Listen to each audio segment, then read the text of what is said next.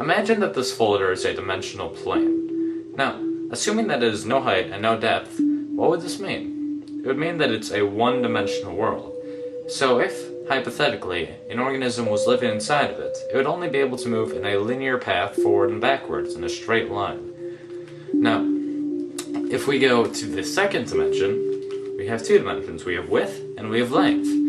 So hypothetically, if an organism lived inside of here, then it would be able to move up, down, left, right, and anywhere else in between.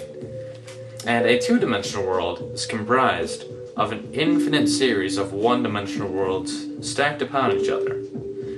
Just as our three-dimensional world, which has depth and length and height, is comprised of an infinite series of two-dimensional worlds.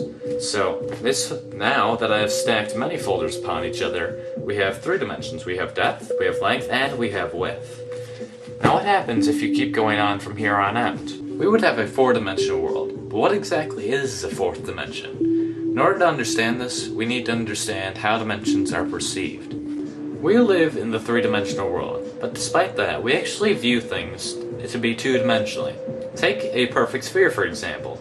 If you're looking at a sphere, it looks just like a regular two-dimensional circle.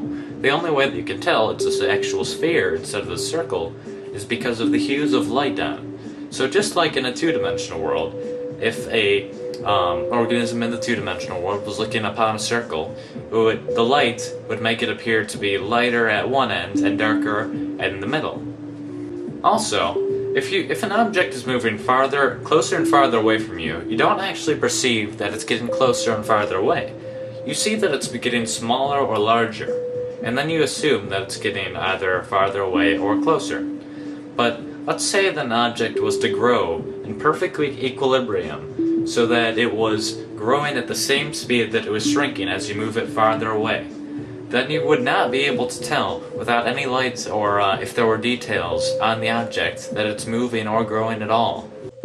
You may have assumed that since we perceive things to be in two dimensions, that a two-dimensional organism would see in one dimension. So, as we're watching this rubber band expand as it moves farther away from this little organism in the two-dimensional world, it does not actually perceive anything is happening to it because it's growing at the same speed that it's moving farther away. But since we can actually see it from the three-dimensional world and perceive things to be in two dimensions, we can see things for how they actually are.